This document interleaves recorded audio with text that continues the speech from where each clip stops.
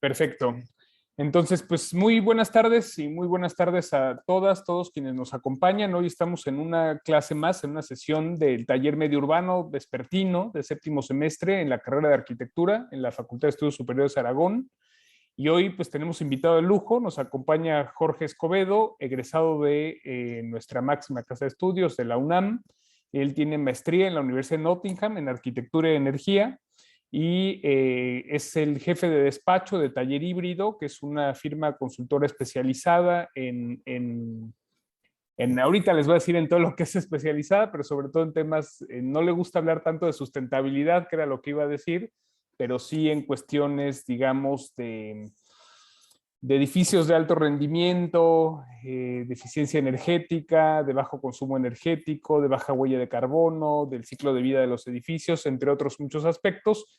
Y nos acompaña hoy también el jefe de carrera de nuestra carrera, el doctor Roberto Pliego. Entonces, Roberto, pues muchas gracias por apoyarnos con esta actividad en el que se pueda transmitir en el canal de Facebook de la carrera y que obviamente le sirva, es de parte de las actividades académicas que nos ha pedido la carrera que estemos impulsando, y gracias primero pues por todo el apoyo y por apoyarnos en la organización y el respaldo.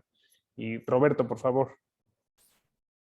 Ok, muchas gracias, doctor.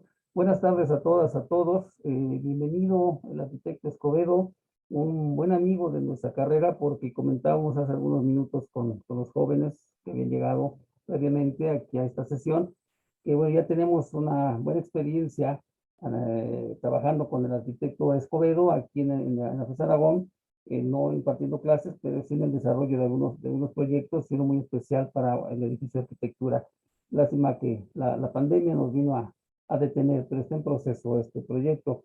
Y como decía el doctor Rosales, bueno, esta actividad forma parte de muchas otras que se están impulsando, se están promoviendo. En algún momento platicamos veces antes con los jóvenes, en el cual se están previendo grandes actividades importantes, ¿no? Para la carrera. Es una de ellas, amén de otras que hemos venido desempeñando. Pero es de vital importancia que aprovechen el conocimiento del arquitecto, porque como les menciono, es joven, es muy joven, pero tiene una vasta experiencia y además es un arquitecto brillante. Y en el campo que él domina, pues sabemos que es precisamente ello, ¿no? Una persona que lo domina, que lo conoce y que nos puede ayudar muchísimo, nos puede abrir una perspectiva muy importante, nos puede generar conocimiento y generar muchas dudas, ¿no? Que estoy seguro que se van a dar, y que pues jóvenes aprovechen ahorita en preguntar, en comentar con el arquitecto y aplicar sobre todo lo que les comente en los proyectos que están desarrollando. Pues bien, muchas gracias por la invitación, el arquitecto Escobedo, bienvenido nuevamente. Muchas gracias por atender otra vez nuestro llamado, y pues de mi parte, los tres profesores, adelante. Muchas gracias. El arquitecto Samuel Monroy. Samuel, que es el con quien tengo el gusto y el honor siempre de dar clases. Samuel, por favor. Bueno, como ya lo comentaste, Armando, usé la palabra sustentabilidad. Hay quien no le gusta ni sostenible, ni sustentable, ni ecológico. Bueno, todo es válido. Hay quien dice que algunos de esos términos son imperialistas, que otros están mal aplicados. Lo que yo siempre insisto es que si revisamos históricamente la arquitectura, su función siempre ha sido proporcionar un microclima, y tradicionalmente lo hizo por medios arquitectónicos. Desde el fin de la Segunda Guerra Mundial lo dio gracias a un petróleo barato y a un consumo energético desmedido, lo que propició que los arquitectos se volvieran muy flojos a la hora de diseñar, estableciendo el uso inapropiado de materiales y sistemas de aislamiento. Afortunadamente ahora pues se ha recapacitado y estamos en condiciones de revertir este triste proceso. Sé que las escuelas de arquitectura acostumbran cantarlo hacia la modernidad. Yo creo que hay que hacerlo con moderación.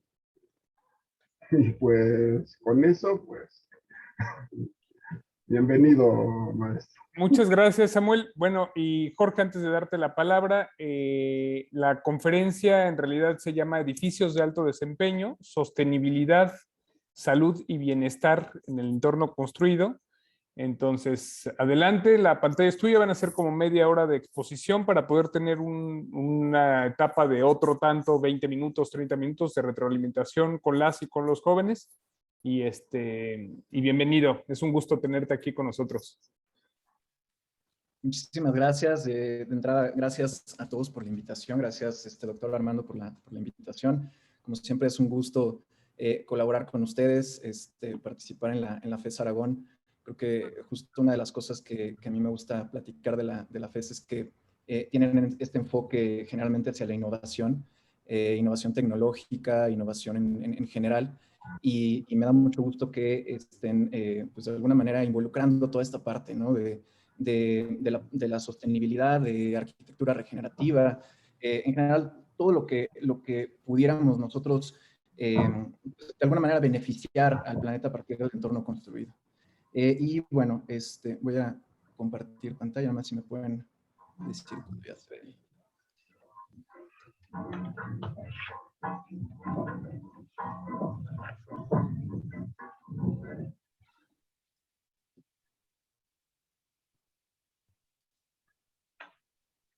Adelante, ya se ve.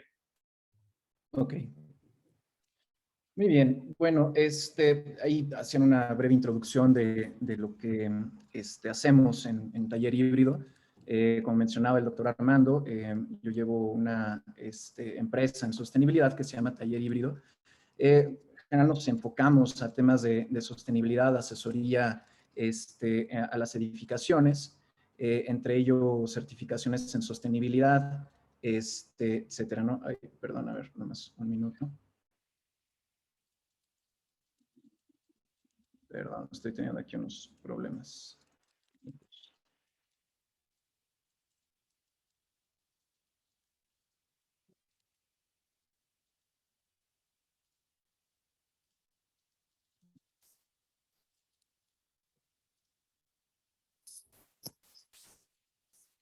Listo, ya se ve, ¿verdad? La pantalla otra vez. Pero seguimos viendo como nada más De la atmósfera. como una de la atmósfera, la 1, nada más fíjate en compartir pantalla que sí sea la que abriste o si se abrió otra. Entonces te A sugiero, ver.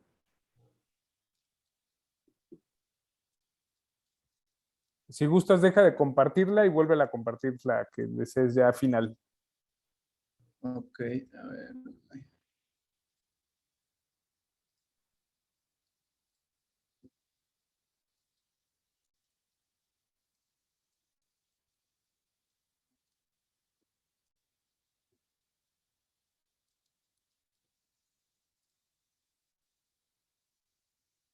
Ahí ya se ve. Ya. Okay. Ya se está viendo en la primera diapositiva. Ah, perfecto. Ok. Gracias, una disculpa ahí. Bueno, les comentaba sobre lo que hacemos nosotros como empresa. De entrada, esta es la frase que nos mueve a nosotros, que es buscar la regeneración del entorno natural a través de nuestra participación activa en el entorno construido. Y bueno, esto lo hacemos a partir de diferentes pues, disciplinas, actividades y enfoques en el entorno construido, desde temas de asesoría a desarrolladores inmobiliarios, en proyectos de edificación, hasta cuestiones de educación que consideramos que es pues, importante para estos temas, ¿no? Y bueno, ya entrando en la plática del día de hoy, que el enfoque es hacia edificios de alto desempeño a partir de tres rubros que considero de gran importancia, tanto por la crisis que existe actualmente, llámese pandemia, cambio climático, afectaciones en el ambiente, en el medio ambiente, cuestiones energéticas, etcétera, ¿no? Y son, pues, sostenibilidad, que ahí bien mencionaba el doctor Armando, si bien es más que nada, no es que no me guste, sino que más bien es una palabra que se ha utilizado muchísimo actualmente, que es una palabra que ha llegado al punto de ser trillada, que de alguna manera hemos abusado en el uso, ¿no? Y justamente parte de esto quisiera platicar en la conferencia del día de hoy. Y pues evidentemente toda esta parte de salud y bienestar que resulta de suma importancia para los edificios. Al final, quienes ocupan, habitan los edificios, pues son las personas, ¿no?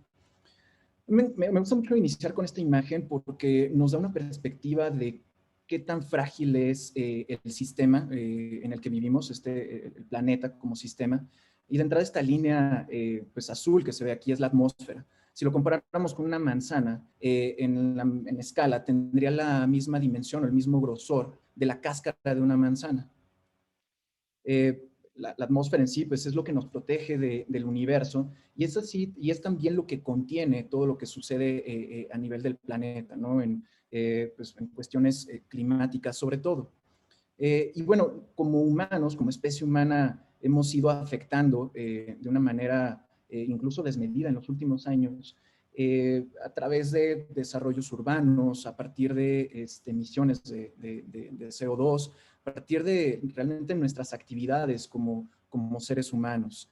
Y pues estas afectaciones pues, nos han llevado a diferentes consecuencias, entre ellas pues los incendios que se han dado últimamente, particularmente en los últimos 3 años, ha habido un incremento en los incendios forestales, Los Ángeles, por ejemplo, recientemente en el Estado de México, incluso en la costa del Pacífico.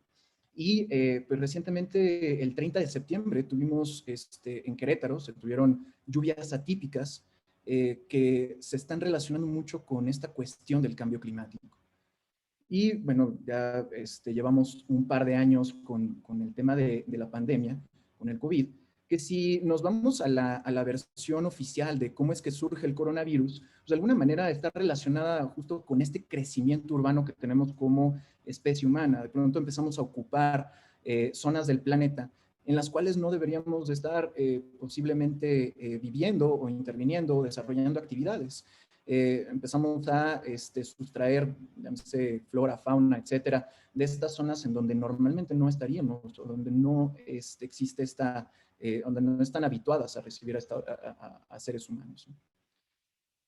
Y bueno, todo esto de los edificios de alto desempeño, estrategias en torno al medio ambiente o en favor del medio ambiente, surgen de un concepto que se llama sostenibilidad o desarrollo sostenible. Este concepto surge en 1987 y como tal la definición de desarrollo sostenible es satisfacer las necesidades de la actual generación sin sacrificar la capacidad de futuras generaciones de satisfacer sus propias necesidades. Ahora, bien importante, que este es un concepto que surge en 1987. Esto tiene más de 30 años. Y 30 años después, pues estamos viendo afectaciones directamente en el planeta. Desde el sobrecalentamiento que se ha dado en los últimos 50 años. Es un sobrecalentamiento que se ha dado en un 95%.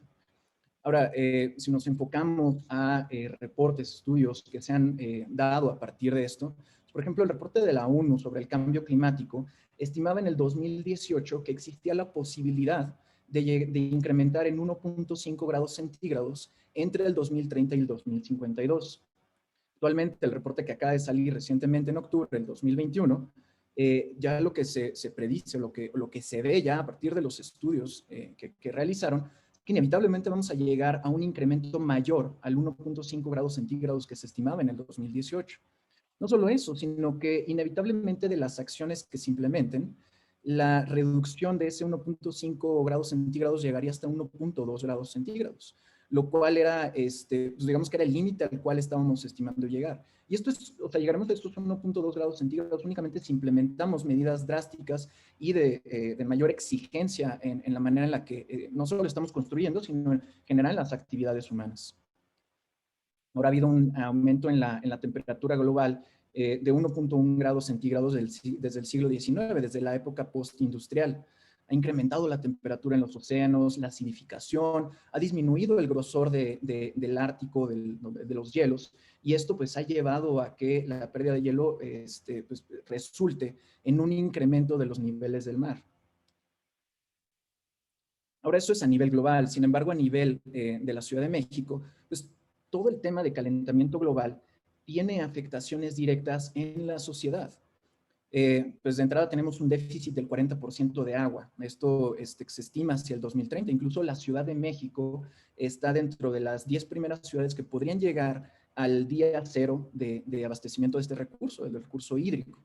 Tan solo en la Ciudad de México, ¿no? Vivimos esta paradoja hídrica que en ciertas épocas tenemos, como ahorita, tenemos un excedente de agua de lluvia. Sin embargo, tenemos zonas en la Ciudad de México en las cuales hay una escasez impresionante de agua. Esto pues, se podría resolver si implementáramos estrategias que van ligadas, vinculadas con cuestiones de sostenibilidad o con como lo que estamos platicando ahorita de edificios de alto desempeño, ¿no? Ahora, importante que el costo por agotamiento y degradación ambiental representa 7% del Producto Interno Bruto.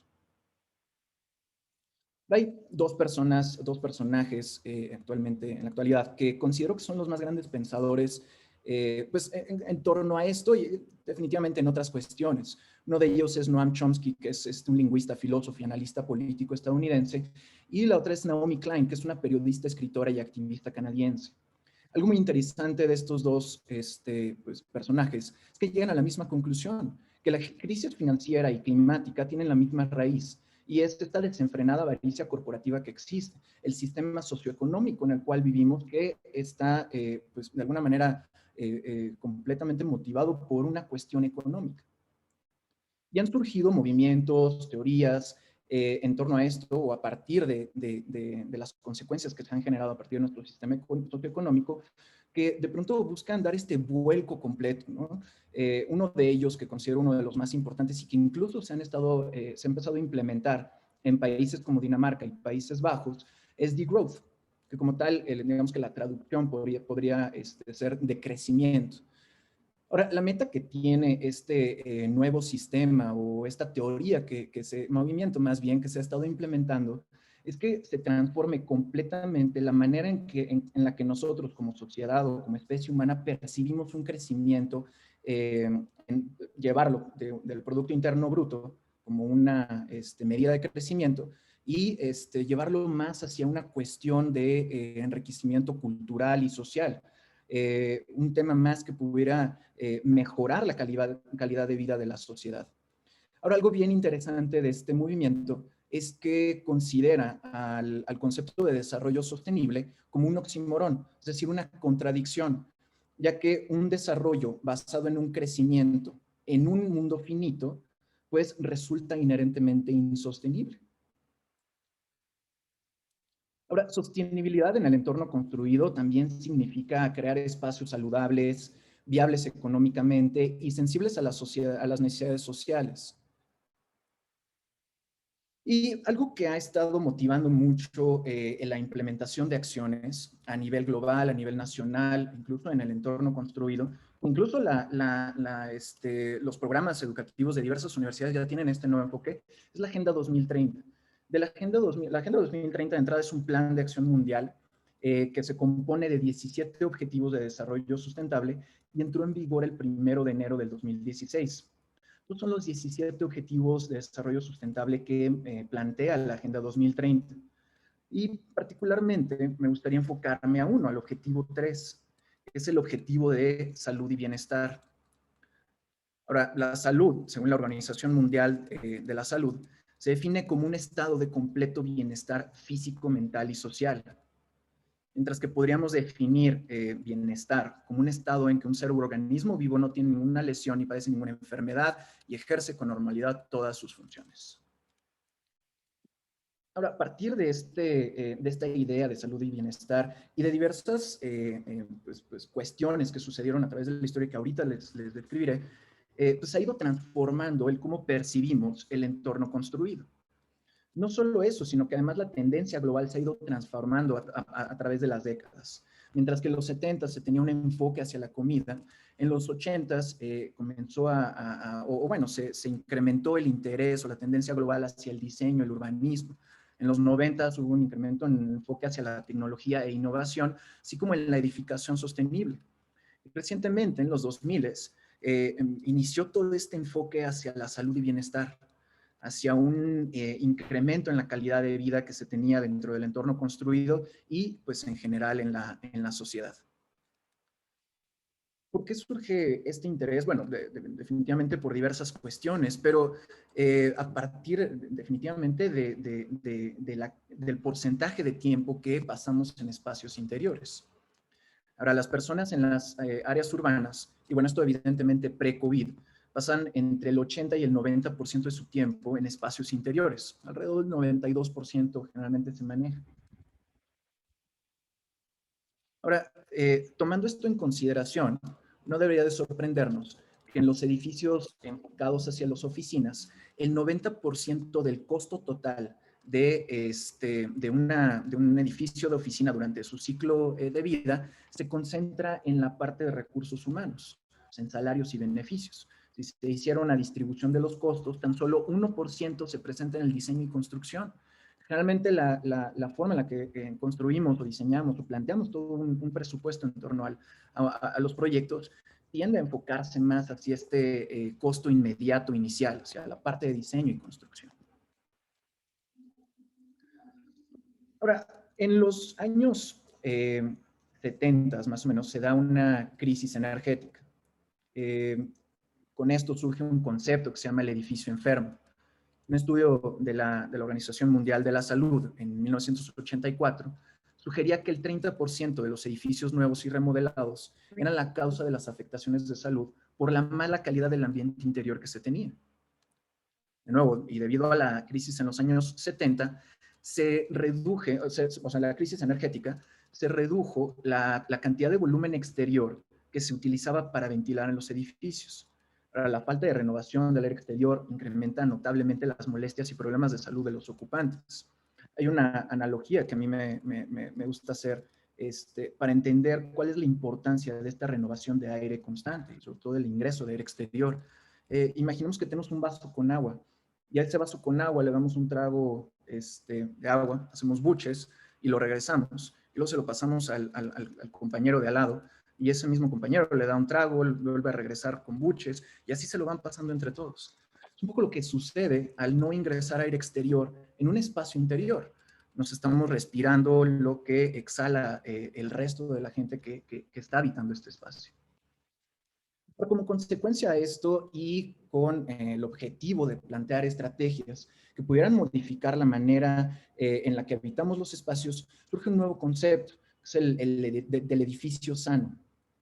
Ahora, junto con este nuevo concepto y al ver que era necesario implementar estrategias, se empiezan a surgir diversas cuestiones que no necesariamente cumplían con los enfoques de desarrollo sostenible, salud y bienestar. A esto se le llama greenwashing. Greenwashing es esta mercadotecnia engañosa enfocada a la sostenibilidad y a promover la percepción de que los productos, políticas, objetivos de una organización o edificios son verdes y amigables con el medio ambiente. Asimismo, surge este término también de well washing, en donde los desarrollos inmobiliarios plantean o comercializan que tienen un enfoque hacia salud y bienestar cuando realmente no se están implementando estas estrategias y únicamente se utilizan como medio publicitario. Algo que yo veo como una herramienta para combatir todo este tema de well washing y del greenwashing son las certificaciones, evidentemente utilizadas desde el objetivo con el que se plantearon. Las certificaciones en sostenibilidad, en general, yo las veo como una herramienta para avalar que los edificios están cumpliendo con estrategias de sostenibilidad, salud o bienestar. Y no necesariamente como este objetivo final al que debieran llegar los edificios. Entre ellas, pues seguramente reconocerán varias de suma importancia y que han tenido, pues se han utilizado tanto que han cobrado este renombre a nivel global e incluso a nivel de México, ¿no?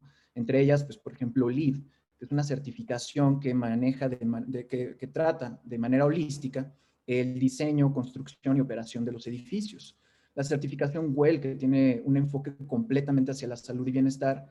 Living Building Challenge, por ejemplo, que es una de las certificaciones más exigentes que existen actualmente. Y BREEAM, que de alguna manera es como la mamá de las certificaciones, es la primera certificación que surge a nivel global. Es una certificación que surge en el Reino Unido a finales de los 80, principios de los 90 se empieza a implementar. Y de hecho, pues surge un tanto como consecuencia a todo lo que ocurría a finales de los 80 en torno al desarrollo sostenible. Y bueno, de alguna manera, los edificios empiezan a transformarse y surge este nuevo término para edificios que implementan diversas estrategias que tendrán un enfoque prioritario hacia el ocupante, pero sobre todo que consideran el ciclo de vida total de un edificio. Mientras que un edificio tradicional se basa normalmente en este costo inmediato del cual hablábamos en unas láminas anteriores, a este 1% del costo total que va a representar del edificio en todo su ciclo de vida. Ahora, estos edificios están diseñados para mejorar la experiencia de los usuarios, el desempeño económico, a la vez que van a mitigar estos impactos negativos o en general impactos medioambientales que pueden tener los inmuebles tradicionales. La composición del edificio se va a basar en fomentar la productividad, fomentar también el confort, no solamente confort térmico, sino confort visual, confort acústico, etcétera. Al mismo tiempo que van a reducir este impacto que tienen a nivel ambiental a partir de cómo consumen o manejan los recursos. Y recursos, no solamente energía y agua, ¿no? Sino incluso toda esta parte de recursos humanos, la cuestión de recursos o los desechos como recursos, etcétera. Ahora, los edificios de alto desempeño se enfocan en un cuidado a la salud y bienestar humanos a través de la intervención a elementos estratégicos de diseño y operación del edificio, así como del comportamiento de sus ocupantes. Y tratan de o buscan manejar un equilibrio saludable entre los niveles mental, físico y emocional a partir de los sistemas que componen el cuerpo humano. Adicionalmente, tienen al menos 10 áreas de impacto. Estas 10 áreas de impacto en particular son extraídas de la certificación WELL. En general es el enfoque que manejan estos edificios de alto desempeño. Un enfoque hacia la mejora de la calidad del agua. Esto a partir de estrategias que mejoren la ventilación, mejoren la calidad del aire interior, a la vez del confort térmico, iluminación natural, etcétera. Ahora, está comprobado que entre el 8 y el 11% de la mejora productiva está ligada con un incremento en la calidad del aire interior. En cuanto a estrategias enfocadas a agua, ofrecen una calidad de agua y eficiencia en el uso y consumo para reforzar salud y bienestar de los ocupantes del edificio. Un 2% de deshidratación va a afectarnos considerablemente para realizar actividades que requieren atención y racionamiento cognitivo. En temas de nutrición, fomentan el consumo de alimentos frescos y naturales. Aquí, por ejemplo, hay un estudio, mi padre es médico, me platicaba de un estudio bastante interesante que una de las cosas o de las conclusiones a las que llegaron en este estudio, que podría resultar evidente para nosotros como arquitectos, demostraba que en ciudades en donde no se cuenta con espacios peatonales, hay un incremento considerable en la obesidad mórbida. En iluminación mejoran la productividad de estos edificios de alto desempeño, enfocándola principalmente al ciclo circadiano. El ciclo circadiano es este ciclo que tenemos de sueños, ¿no? El cómo se comporta nuestro cuerpo, cómo responde a partir de la iluminación. En bienestar físico proporcionan e integran elementos que motiven a los usuarios a tener una actividad constante pues, durante la ocupación del edificio, ¿no? Y fomentan también el ejercicio de manera habitual. En temas de confort, establecen lineamientos que aseguran un entorno productivo, libre de distracciones y cómodo.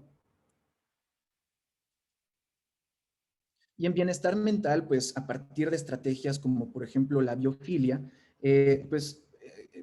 fomentan la actividad cognitiva y apoyan en la salud mental de los ocupantes, que eso pues resulta de una gran relevancia, ¿no? Ahora, ¿cuáles son los beneficios que nos proveen los edificios de alto desempeño? Pues bueno, de entrada, una eficiencia de recursos optimizada.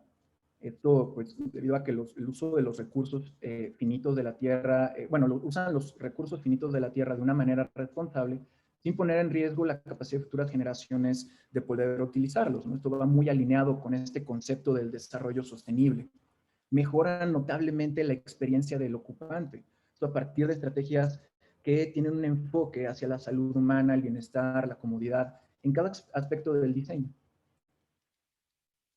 Mitigan el impacto ambiental a partir de las estrategias durante todo el ciclo de vida, sin poner en riesgo la intención o función del proyecto.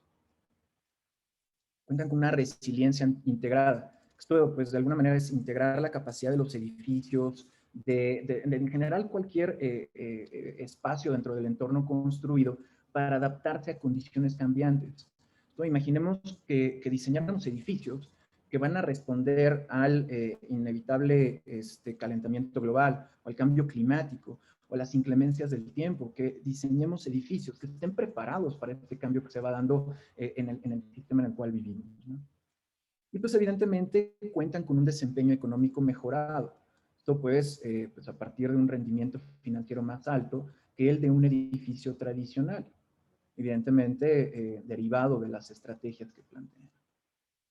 Bueno, ahora me gustaría platicarles sobre estas certificaciones, particular para el proyecto que se está realizando, este concurso en el cual estarían participando, bueno, de alguna manera indirecta.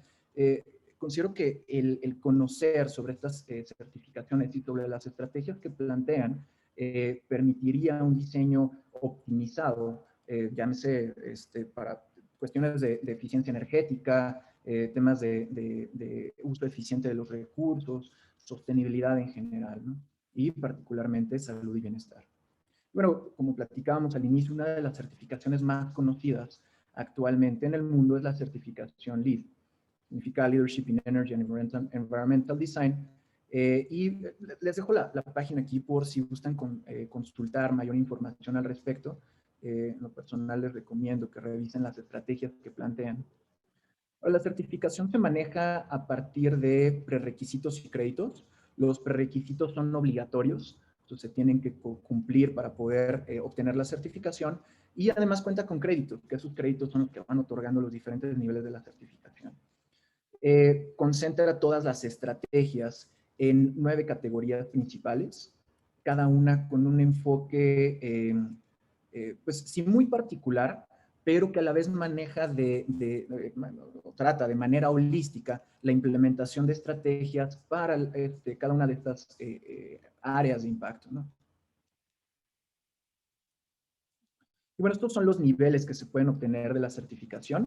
Certificado que pues a partir de la obtención de 40 a 49 puntos, plata de los 50 a los 59, oro 60 a 79 y platino una vez que se obtienen más de 80 puntos en la certificación.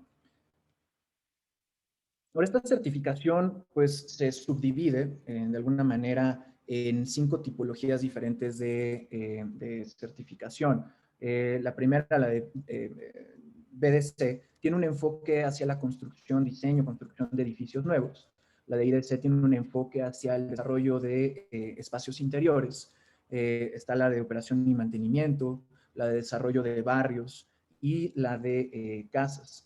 Que aquí me gustaría comentar algo que al principio de la plática comentaba el doctor, que actualmente estamos participando con la Escuela de Arquitectura, con la FES Aragón, en un programa que se llama Lead Lab, que es un programa bastante interesante en el cual los estudiantes participan en la obtención de la certificación, y actualmente está persiguiendo la certificación de operación y mantenimiento para el edificio de arquitectura de la FES Aragón.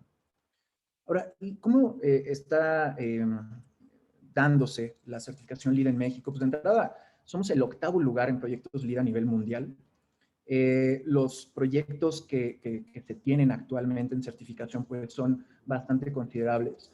De entrada, pues tenemos 271 proyectos oro a nivel nacional en México. Y en total, todos estos proyectos representan casi 16 millones de metros cuadrados. Otra de las certificaciones, y una de las más exigentes que existen actualmente, es Living Building Challenge. Esta en particular es una certificación que como arquitecto me resulta bastante interesante. Yo, previo a enfocarme a cuestiones de consultoría en sostenibilidad, trabajé la mayor parte de mi vida en despachos de diseño. Entonces, toparme con una certificación que no solo tiene este enfoque de sostenibilidad, de implementación de estrategias, etcétera, sino que tiene un enfoque entendiendo la importancia y relevancia del diseño en la edificación, resultó para mí bastante interesante. Una certificación que plantea que el edificio debería de funcionar como una flor, pensando que una flor pues de entrada pues se abastece de los recursos ambientales o climáticos, a partir de eso genera su alimento y pues de alguna manera se va produciendo o reproduciendo más bien pues de alguna manera pues sobre ella misma, ¿no? Y es lo que busca esta certificación. De entrada plantea tres objetivos principales: agua, energía y materiales. Agua lo que busca es un ciclo cerrado del sistema hídrico. Energía busca la generación del 105% de la energía que demanda el edificio. Es decir, un 5% adicional, el cual sirve para almacenar, o no solo para almacenar, sino también para poder distribuir como parte del sistema o de la infraestructura, ¿no? En cuanto a materiales, tiene toda una lista roja de materiales que son dañinos para la salud. Entre ellos se encuentra, por ejemplo, el PVC, que es un material que nosotros usamos muchísimo y que es un material que resulta cancerígeno no solamente en su fabricación, sino también en su uso, a partir de las emisiones que va liberando. Ahora, la certificación tiene tres, digamos, podríamos decir, subcertificaciones que maneja. Estas son las tres principales, porque ya últimamente tiene otras adicionales que ayudan a complementar el cómo se diseña el entorno construido. Y una que considero interesante para los edificios de alto desempeño es la de Net Zero Energy. Evidentemente también la completa, ¿no? Que es esta de la cual hablábamos anteriormente. Pero esta certificación de Net Zero Energy tiene un enfoque completamente hacia el consumo neto cero de los edificios, ¿no? O sea, vamos, abastecerse mediante fuentes renovables o de energía que se esté produciendo directamente en sitio. Y finalmente, la certificación Well Building Standard. Esta es una certificación enfocada completamente hacia la salud y bienestar en los edificios. Maneja 10 categorías de bienestar llamadas conceptos, esto en la nueva versión de la certificación WELL, que son justamente las áreas de impacto que les mencionaba anteriormente. Es considerada la primera certificación del mundo que está centrada exclusivamente en la salud y bienestar de los humanos y aborda los 11 sistemas del cuerpo humano utilizando una base médica y científica. De hecho, es una certificación que fue desarrollada por un grupo de médicos, en conjunto, evidentemente, con pues, involucrados o personajes involucrados en el entorno construido. Es una certificación que de entrada se basa en precondiciones y optimizaciones. Las precondiciones, como en la certificación LEED, son obligatorias y las optimizaciones son aquellas las que nos permiten obtener un nivel de certificación. Las precondiciones son necesarias para todos los niveles de certificación y representan este núcleo del estándar WELL. Es decir, que al cumplir con estas precondiciones se asegura una calidad de la certificación y sobre todo de los proyectos que persigan esta certificación. Y las optimizaciones pues son estrategias que incluyen tecnologías o estrategias de diseño, valga la redundancia, así como protocolos opcionales. Estas no son obligatorias, son opcionales y son las que permiten obtener los niveles de certificación, como les mencionaba. Adicionalmente, pues de alguna manera complementan las precondiciones que maneja la certificación. Son 3 niveles los que se pueden obtener en la certificación: plata, que son 50 puntos, oro, 60 puntos, y platino, 80 puntos. Actualmente hay 31 proyectos WELL en México, de los cuales 2 están certificados y 29 están registrados o se encuentran en proceso de certificación.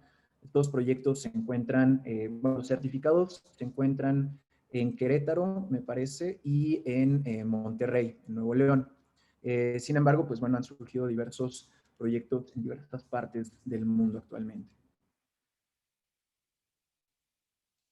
Ahora, una de las cosas que yo les mencionaba al inicio, que las certificaciones deberían entenderse a partir de las estrategias que plantean. Deberían entenderse como una vía para avalar que los edificios están cumpliendo con estrategias de diseño. De alguna manera, todas estas certificaciones concentran las categorías de impacto, las estrategias más bien, dentro de 3 categorías de impacto principales. Uno es el manejo de los recursos naturales, esta gestión de recursos naturales y materia prima, salud y bienestar, así como confort en el espacio interior, y la eficiencia energética, que la eficiencia energética, pues bueno, se puede abordar de diversas maneras, ¿no? Desde el diseño hasta la operación del edificio. Las herramientas que se utilizan para estas categorías de impacto pues van desde estrategias como la simulación energética. La simulación energética es desarrollar un modelo computacional a partir del cual se puede entender el comportamiento del edificio Desde luego, vamos a partir del impacto climatológico que se tenga en la región, así como de las actividades que se desarrollan al interior del edificio. Realmente tiene un enfoque hacia el diseño de estrategias pasivas, optimización de diseño, el diseño de ventilación o iluminación natural, así como la optimización del diseño de fachadas. En cuanto al diseño hídrico, manejan estrategias enfocadas hacia la eficiencia en el consumo de agua, fuentes alternativas, captación pluvial, manejo de agua de escorrentía, así como diseño de paisaje eficiente y sanitario alternativo. En manejo de sitio plantean un diseño de paisaje eficiente que responda a la ubicación del sitio, un diseño de exteriores sustentables, que no necesariamente tiene que ver únicamente con vegetación, sino también plantea estrategias en pavimentos, en cómo se relaciona el edificio con el contexto inmediato, etc. Un análisis climático a detalle que, de entrada tiene relación con esta herramienta de la simulación energética que les planteaba. Y así como el uso eficiente de recursos y materiales saludables, productos saludables, el manejo de los desechos, materiales responsables ambientalmente o el uso de materia prima responsable con el ambiente. Ahora, para esta herramienta de simulación energética, en particular para los alumnos que nos acompañan, a ellos les recomendaría que se involucraran en esta estrategia, en esta herramienta. Existen actualmente diversos programas computacionales que permiten estudiar el comportamiento de los edificios respecto al clima de la ubicación. Entre ellos hay uno que yo les recomiendo, que es un programa que no es tan complejo de utilizar si se enfoca hacia estrategias simples o hacia un análisis simple. No es por hacer comercial ni nada, pero está Design Builder. Para Design Builder incluso pueden encontrar muchos tutoriales en YouTube. Hay un canal completo de cómo utilizar el programa. No solamente desde la parte técnica del programa, sino también con este enfoque hacia la optimización de diseño de edificios. En caso de que les interese, me parece que hay un descuento considerable, creo que es del 90% del costo del programa para estudiantes. Tanto para estudiantes como para profesores, ¿no? En caso de que también los profesores que nos acompañan quieran involucrarse en este tema de la simulación energética. Bueno, otras de las herramientas que plantean las certificaciones son el confort humano hablando desde todos los ámbitos que podría abarcar el confort, diseño óptimo de iluminación natural, de ventilación natural, de acústica, plantear requerimientos óptimos y saludables de ventilación, también requerimientos saludables de iluminación y evidentemente diseñar el edificio para que cuente con condiciones óptimas de confort térmico. En la parte de construcción, además de plantear prácticas sustentables durante todo el proceso de construcción, tienen un enfoque hacia el cuidado de los recursos, de los desechos o del manejo de los desechos, y adicionalmente de prácticas que tienen un enfoque hacia el cuidado y la mejora de la salud y bienestar de los trabajadores. En temas de transporte y contexto, pues buscan especificar espacios para el uso o para incentivar el uso de transporte alternativo, como pueden ser bicicletas, autos eléctricos, híbridos o incluso autos que sean eficientes en cómo consumen combustible. Plantean también el diseño urbano sustentable y estudios de movilidad a conciencia, así como un análisis de contexto pues bastante intensivo y extensivo. Bueno, por último, me gustaría terminar con estos casos de estudio. Son algunos edificios, una selección ahí de edificios en los cuales hemos colaborado no solamente en cuestiones enfocadas hacia certificaciones de sostenibilidad, sino en el planteamiento y desarrollo e implementación de estrategias o de herramientas como las que mencionaba anteriormente. Ahora, en estos edificios van a ver que hay un par que sí tienen un enfoque hacia las certificaciones, pero una de las cosas que nosotros hemos buscado sobre cómo implementamos la sostenibilidad en el entorno construido es a partir de estrategias y los beneficios que puedan obtener no solamente los edificios, sino en general la sociedad. De entrada quisiera empezar con este proyecto que se llama When Living. Es un edificio de hospitalidad que se ubica en Baja California Sur. Aquí el edificio está buscando obtener la certificación LEED, para lo cual estamos desarrollando todo lo que involucra la certificación, desde el diseño, evaluación de los sistemas energéticos. Hemos buscado ahí incrementar toda esta parte de eficiencia energética, pero en general digamos que se buscan estrategias integrales enfocadas hacia la certificación LEED. Adicionalmente, el proyecto tiene un enfoque 100% hacia la salud y bienestar de quienes van a ocupar este edificio, por lo cual nosotros los hemos apoyado con toda una estrategia enfocada hacia estos rubros, o sea, salud y bienestar, valga la redundancia. Y esto pues ha permitido pues, que el edificio incluso gane un par de premios a nivel internacional. Es un edificio de usos mixtos que se ubica en Guadalajara. Aquí el enfoque fue buscar la optimización del diseño del envolvente del edificio para mejorar o incrementar la eficiencia energética del mismo, ¿no? A partir de específico sistema de aire acondicionado. Aquí se logró un 9% de ahorro energético anual únicamente por la intervención en la envolvente. O sea, no se intervino sistemas energéticos, se buscó optimizar este diseño del envolvente a partir, pues, evidentemente, de las orientaciones, de los materiales que la componían, y todo esto pues, en relación con el clima de Guadalajara. Y bueno, este es un estadio de béisbol, también para mostrar que no solamente se pueden intervenir edificios de oficinas o edificios de vivienda, sino que todas estas estrategias de las cuales platicábamos, todas estas herramientas que conforman las diferentes áreas de impacto de los edificios de alto desempeño o en general de estrategias enfocadas hacia la sostenibilidad, salud y bienestar. Este es un estadio de béisbol en el cual iniciamos con un análisis bioclimático que derivó en una optimización energética del proyecto.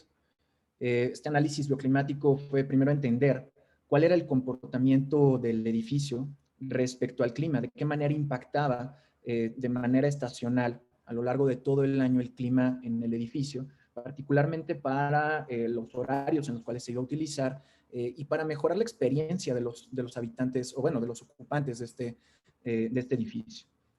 Una vez que se realizó el análisis bioclimático y se determinaron las estrategias que podían implementarse para optimización de diseño, se buscó también mejorar a partir de las mismas estrategias el confort térmico al interior.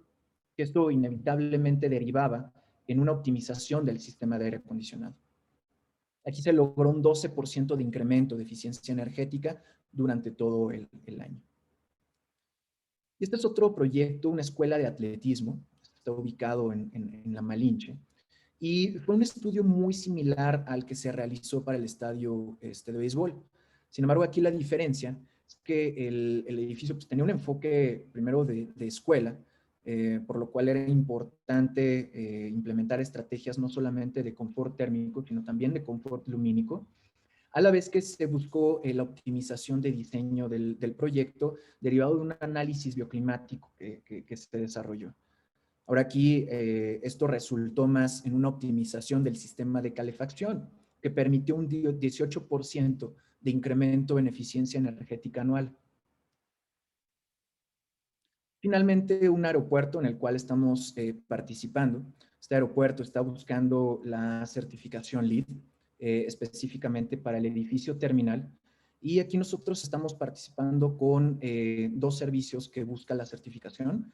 Uno es el comisionamiento, que tiene un enfoque hacia la evaluación, optimización y verificación de sistemas energéticos durante el diseño, la construcción y la operación. Y el modelado energético, que es esta simulación computacional del cual les platicaba, y que justamente pues, tiene este enfoque hacia la optimización de los sistemas energéticos que componen el edificio desde el diseño. Bueno, como conclusión, y más o menos creo con lo que iniciaba esta plática, Creo que es importante que la manera en la que diseñemos los edificios como arquitectos, la manera en la que nos involucremos como arquitectos, tenga un enfoque no solamente hacia la sostenibilidad, sino que tenga este enfoque hacia la salud y bienestar de quienes van a estar ocupando los edificios. Vivimos, lo mencionaba cuando les platicaba de Noam Chomsky y Naomi Klein, vivimos en un sistema socioeconómico que tiene un enfoque muy particular hacia, pues, hacia la cuestión económica. Si lo pensamos desde una cuestión filosófica, si le quieren llamar, al final todo este tema económico pues es un constructo humano. Lo único que permanece pues es toda esta parte de, llamémosle naturaleza, ¿no? No me gusta a mí dividir la parte de naturaleza con el ser humano, ¿no? Esta idea antropocéntrica de que la naturaleza es algo excluyente o nosotros somos excluyentes de la naturaleza, creo que justo es lo que nos ha llevado a la situación actual de crisis ambiental, crisis de salud, etcétera, ¿no? Entonces creo que en la manera en la que nosotros entendamos que somos parte de un sistema bastante complejo que es este planeta Tierra, porque no solamente vamos a tener un mayor interés en las actividades que desarrollamos, sino que como arquitectos vamos a diseñar, construir y operar edificios de una manera pues mucho más eficiente, óptima y pues que vaya alineada con nuestro planeta, ¿no?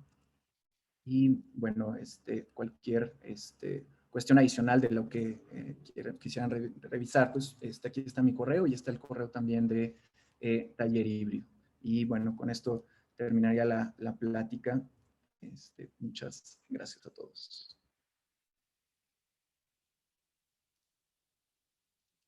No, Jorge, muchas gracias a ti y gracias a todos. Ya te pusieron a poner aplausos virtuales, algunos de los compañeros. Pero yo creo que vamos a tener seguramente muchas preguntas. Ya empezó Paulina, una de las compañeras, a poner algunas de las preguntas aquí. Yo pensaría, cuando nos dices, por ejemplo, de bote pronto, y es un poco para abrir conversación, primero que pregunte los alumnos, pero para dar algunas ideas solamente de las que a mí me surgen. Por ejemplo, dices la optimización del envolvente, ¿no? Del edificio. Entonces, ¿cuáles son las estrategias que seguiste en la optimización de este envolvente, por ejemplo, de este edificio multifuncional? Que es el caso del proyecto de Séptimo, que es un edificio multifuncional, ¿no? Sí. Lo típico de la orientación norte-sur, de lo típico de las orientaciones, parte luz, etcétera, o son otros materiales, son otros estándares en los vidrios, en las ventanas, dobles fachadas, sí, no, cómo lo es con la ventilación natural. Antes en los edificios de oficinas, y estoy pensando en varios, ¿no? Se acostumbra a poner una manejadora de aire, por ejemplo, por nivel, ¿no? Para cada uno de los diferentes niveles del edificio. Se sigue haciendo, ya no se debe de hacer. Por ejemplo, ahora la incorporación de energía solar y de paneles solares para reducir el consumo energético, incluso generar más energía de la que consume el edificio, dónde los colocas y los colocamos, ¿no? ¿Cuáles son las estrategias, por ejemplo, para evitar el consumo cero de agua que tú estás generando? O sea, va a haber algunas estrategias así como puntuales que yo creo que podemos aquí platicar entre todos. Y Paulina pregunta, en el caso del edificio Well Living o algo así, dice, ¿ya está construido o las certificaciones se otorgan con todo el anteproyecto? ¿O se otorgan una vez construido el proyecto? ¿Cómo se le hace? Entonces, seguramente irán surgiendo. Y por favor, los demás alcen la mano y adelante. Samuel. Muy valioso toda la información, sobre todo porque permite orientar a los estudiantes sobre todas estas herramientas que conducen a la realización de un edificio donde se maximice esta cuestión del ahorro energético, de disminución de emisión de contaminantes y al mismo tiempo teniendo muy presente pues lo esencial de por lo que se hace la arquitectura, que es proporcionarle un medio ambiente digno a todas las personas que están en ellas, sean viviendas o ambientes de trabajo. Yo siempre les insisto a los estudiantes, si están diseñando un espacio para alguien que va a estar haciendo 8 horas de trabajo de oficina, denle una ventana. Ya sabemos que hay gente que trabaja en agujeros, pero no es justo que nadie trabaje 8 horas adentro de un agujero. Ese tipo de cuestiones muchas veces se soslayan. Incluso cosas tan nimias como darle un ambiente digno a los empleados de intendencia y mantenimiento, donde tengan un lugar digno donde bañarse, guardar sus cosas o consumir sus alimentos. En ese sentido, a mí sí, bueno, yo soy de la opinión, a veces difiero en eso con Armando, de que pues lo esencial de un edificio es generar algo perdurable, porque ya sabemos que la producción de edificios es en sí misma una actividad altamente contaminante. Y lo mismo que se mencionó del consumo desmedido y el reciclado de situaciones, conduce muchas veces a estar produciendo edificios de acuerdo a todas.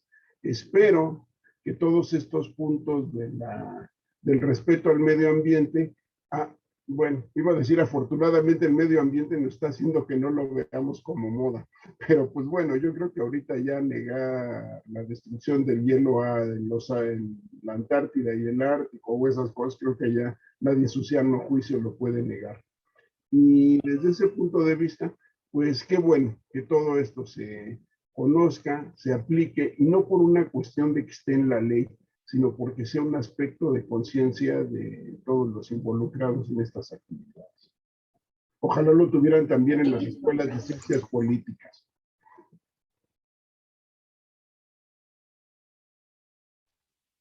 Muy bien. Roberto, si nos gustas decir algo antes de que y juntamos 2, 3 preguntas, pero algunas palabras, digamos, de reacción. Ok, muy bien. Bueno, pues creo que todo esto que hemos escuchado enriquece mucho o puede enriquecer mucho el trabajo que hagan los jóvenes en su propuesta de diseño. Sin embargo, es importante también que contemplen que, bueno, en realidad, ya en la actualidad, todos estos temas son obligados de manera profesional, ¿no? En el campo laboral. Ya no es nada más la parte académica, ¿no? Que es más, hacer proyectos que si no son sustentables, si no, no hablamos de la sostenibilidad, no hablamos en ellos del impacto ambiental y de cómo lo vamos a evitar, qué le vamos a brindar al sujeto en ese sentido, al usuario, etcétera, el proyecto no pasa por una licencia de construcción, ¿no? Entonces, son temas que ya es importantísimo que se apliquen en todos los proyectos, todo tipo de proyectos, porque pues lo estamos viviendo, ¿no? El cambio climático nos está afectando enormemente, ¿sí? Y lo estamos viendo tan solo, estoy seguro que el arquitecto Escobedo me va a dar la razón, nos está afectando tan solo, por ejemplo, en las lluvias, en la lluvia, y ahí lo estamos notando, ¿no? Y nuestro país está siendo fuertemente lacerado. Entonces tenemos que hablar de las energías limpias, tenemos que hablar del cambio de hábitos, y nosotros como arquitectos, siempre lo he dicho, nosotros educamos a la gente a través de nuestras propuestas de diseño, ¿sí? No solamente cuando les decimos, no se llama sala, se llama estancia, no, sino cómo, en la forma en que funciona un edificio, ¿no? La respuesta que da un edificio, y esto hay autores que le llaman cómo funciona un edificio, ¿no? Precisamente, ¿cuál es la respuesta que le da al usuario en términos de confort? Por ejemplo, ¿sí? Y todo esto que nos ha comentado, pues tiene una cercanía con este aspecto.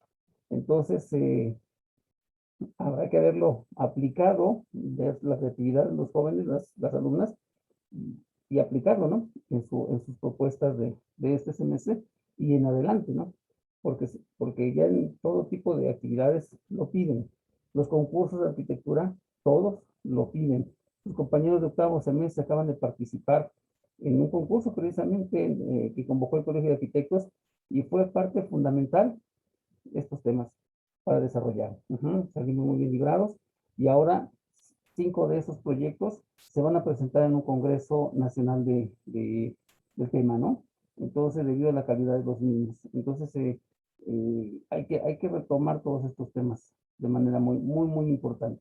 Pero bien, los jóvenes tienen muchas preguntas y son importantes porque son sus dudas en proyectos.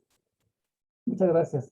No, muchas gracias a nuestro jefe de carrera, el doctor Pliego. Y tengo una más escrita, 2, y vamos con Carla. José Ángel dice, ¿qué pasa con los proyectos ya construidos? ¿Son excluidos a estos enfoques? Creo que hay una certificación de las que vimos que hablaba precisamente de esta de rehabilitación, etcétera. ¿O hay alguna posibilidad de rescatarlos aspirando para alguna certificación? Víctor dice, ¿cuánto incrementa el costo directamente en el presupuesto el buscar una certificación? Yo diría, tal vez lo reduce, quién sabe, ahorita nos dices. Y Carla, por favor. Bueno, sí, mi pregunta primero también iba un poco dirigida a esta parte de los proyectos existentes, porque pues sabemos que uno de los motivos del, pues de la polución del planeta es finalmente la urbanización por sí misma. Entonces, pues mi duda era, el encarecimiento de estos sistemas, de implementar estos sistemas, lo hace inasequible realmente no sé, a las casas, a la mayoría de la población, o realmente podemos hablar de que hay un ahorro significativo, en ello. Y la segunda sería esta pues, ¿qué es mejor para un edificio de altura? ¿Qué es mejor para un edificio de altura? Si sellarlo, como lo hizo Torre Mayor, que se selló por completo, o ventilarlo naturalmente. O sea, realmente es más sustentable abrirlo o ventilarlo así. Esas serían mis dos preguntas nada más. Gracias. Muchas gracias. Pues si quieres, contestamos esta primera ronda y vemos si hay otra ronda. Adelante, Jorge. Muy bien, voy empezando por las sencillas, y ya me voy pasando a las complicadas. Bueno, de entrada, la pregunta que me hacían respecto al proyecto, que si ya está construido o no, todavía no está construido. Las certificaciones, digo, varía mucho dependiendo de las certificaciones, ¿no? Por ejemplo, la certificación LEED, una vez que se finaliza el proyecto, ya está al 100% para su ocupación, es cuando se puede certificar el proyecto. Esto si se busca la certificación de nueva construcción. Para la certificación WELL y Living Building Challenge ocurre algo que a mí me resulta muy interesante y que de hecho creo que deberían de implementar todas las certificaciones, que es un periodo de evaluación. Para la certificación WELL, no lo tengo 100% claro, me parece que son 6 meses, a partir del cual ya se pueden realizar pruebas de la calidad de agua, de la calidad de aire, de las diferentes estrategias que se planteen para asegurar que sí se está cumpliendo con lo que se documentó. Por otro lado, la certificación Living Building Challenge se requiere de un periodo de 12 meses de operación del edificio para que durante esos 12 meses se asegure que las estrategias que se están planteando pues cubren estos objetivos, ¿no? Por ejemplo, el de ciclo cerrado de agua o el de abastecimiento del 105% de energía. Y hay otras certificaciones que se pueden obtener desde el diseño y que no necesariamente se tiene que optar o se tiene que continuar en la construcción y se obtiene una certificación desde diseño. Pero la mayor parte de ellas es una vez que ya está construido el edificio y listo para operar. Ahora, y esto vinculado con otra estrategia, digo, con otra de las preguntas que hacían, está la certificación o las certificaciones de operación y mantenimiento. Últimamente han salido pues más de estas, o más bien las certificaciones que ya existían, empezaron a implementar también la posibilidad de obtener las certificaciones para edificios existentes. EDGE, por ejemplo, que no platiqué sobre ella. EDGE es una certificación, una breve introducción de qué es la certificación. Es una certificación que desarrolló el Banco Mundial, que tiene un enfoque hacia países en vías de desarrollo. Esta certificación lo que busca es que países que no están implementando estrategias de alguna manera exigentes en cuestiones de sostenibilidad, eficiencia energética, etcétera, pues inicien con una implementación de estrategias básicas, como, no sé, utilizar focos LED o accesorios sanitarios de bajo consumo, etcétera, ¿no? Esta certificación recientemente ya considera espacios ocupados o edificios existentes para la obtención de la misma. Y bueno, nada más para complementar esta pregunta que me hacía José Ángel, no quedan excluidos. O sea, justamente LEED lo que plantea es, o bueno, de las certificaciones que les mencioné, está la certificación LEED, que tiene específicamente una para edificios existentes. WELL también tiene un rubro para edificios existentes, y Living Building Challenge también tiene unos años que sacó también un enfoque hacia estos edificios, ¿no? Y de alguna manera también algo que comentaba ahorita, me parece que fue Carla, o Karen, ya no me acuerdo, hacia el final, que sí, o sea, al final el porcentaje o el número de edificios existentes es mucho mayor que el de edificios nuevos, ¿no? Y ahí yo diría que estoy un poco de acuerdo con lo que comentaba el maestro Samuel. Sí creo que debemos de diseñar a largo plazo, ¿no? Deberíamos de empezar a diseñar edificios que no tengan una duración únicamente de 50, 75 años, ¿no?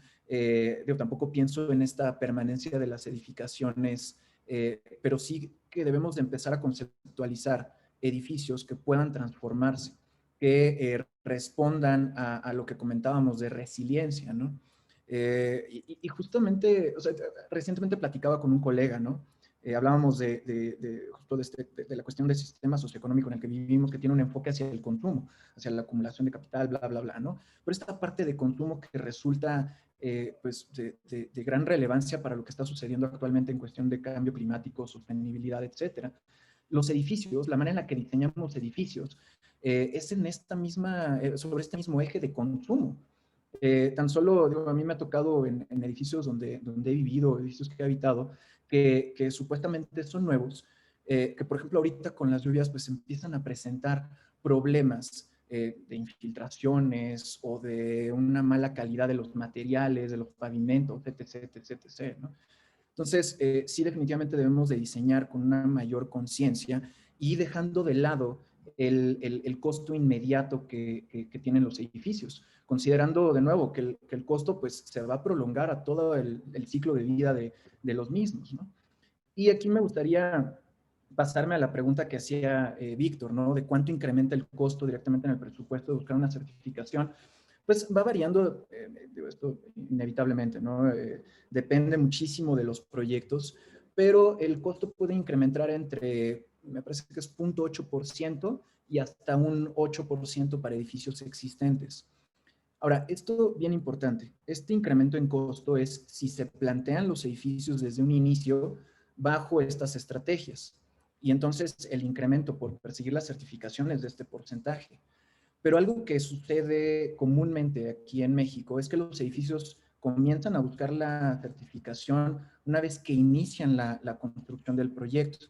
Cuando inician la construcción del proyecto, realmente ya se cuenta con un proyecto ejecutivo desarrollado para el cual se hizo el presupuesto de la construcción, etc., etc., ¿no?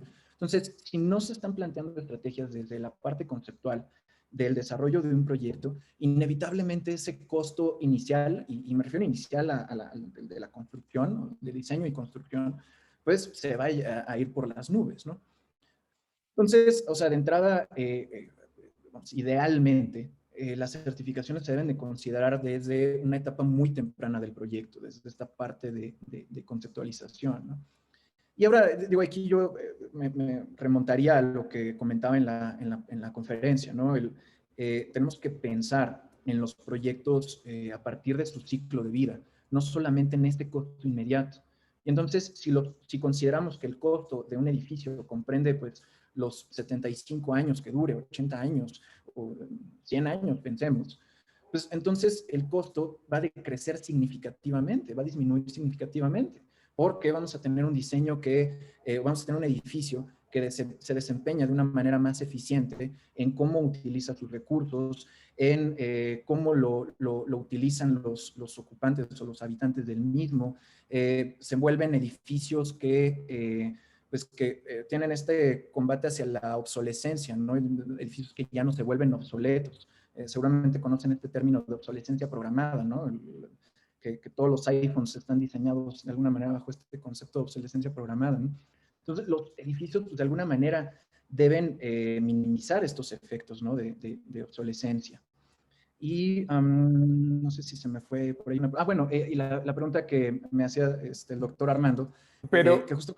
pero ok. si quieres ahorita la contesto, pero Ok. dos, porque hay dos preguntas en Facebook, además, Ok. que no habíamos visto y van relacionadas, ¿no? Una es Armando Nova, algo en Facebook, dice, ¿qué dificultades técnicas, económicas, constructivas y de tiempos de obra se generan a partir de alcanzar estas certificaciones que comentas?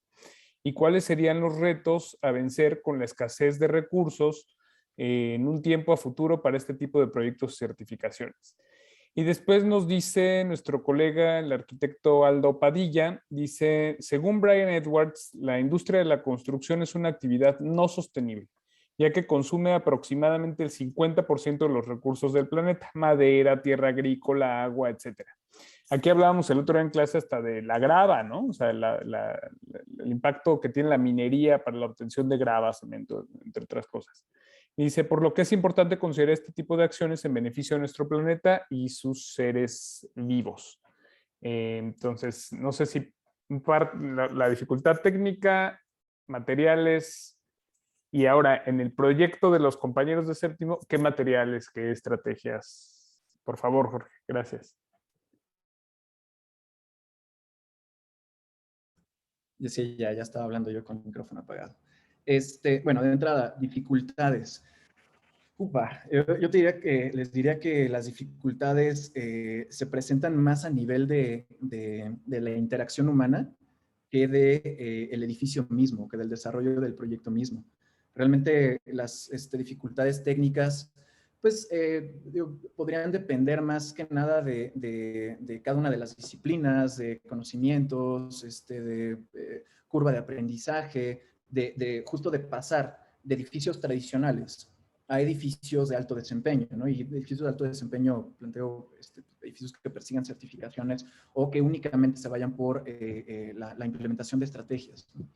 En lo personal, y lo digo desde la parte profesional, nuestra mayor dificultad ha sido justo el tema humano, ¿no? El cambiar este chip que traemos, de que hacemos las cosas de cierta manera, y de pronto pues, sabes que tienes que generar mayor documentación para, pues, no sé, la implementación óptima de las estrategias que se están desarrollando para asegurar que se está o que se va a cumplir con lo que se planteó desde el diseño durante toda la operación. Por ejemplo, generar manuales de operación para los diferentes sistemas energéticos, o incluso llevar un monitoreo de cómo se van comportando la gestión de los recursos, etc., etc., etc., ¿no? Entonces, digamos que, digo, y esto lo digo evidentemente desde mi experiencia en México, ahí es donde veo yo una mayor complejidad y dificultades, ¿no? en la implementación de estrategias. Creo que al final, en la parte técnica, pues nos vamos adaptando, ¿no? Como profesionales, va evolucionando la manera en la que vamos desarrollando edificios, van evolucionando las tecnologías, y eso, pues, de alguna manera permite que se vuelva tanto pues, más eficiente el desarrollo de este tipo de edificios como la operación de los mismos, ¿no? En cuanto a retos a nivel de recursos, pues creo que el principal reto, y yo aseguraría que es el principal reto que se tiene, no solo en cuanto al manejo de recursos, sino en general para el desarrollo de este tipo de edificios, es la falta de información que existe. Toda esta falta de información que se tiene a nivel de sociedad es uno de los mayores retos para la implementación de estrategias en sostenibilidad, para el desarrollo de edificios pues que tengan este enfoque de alto desempeño, ¿no? Ahora, si lo vemos a partir de, no sé, escasez de agua, que pues, últimamente es más sonado, ¿no? Incluso seguramente todos ustedes escucharon que ya el agua está cotizando en la bolsa de valores, lo cual a mí me resulta de suma preocupación, ¿no? O sea, de pronto pasar de un recurso que supone que es un derecho humano, estamos dando este vuelco hacia una cuestión más de capital, ¿no? Y económica.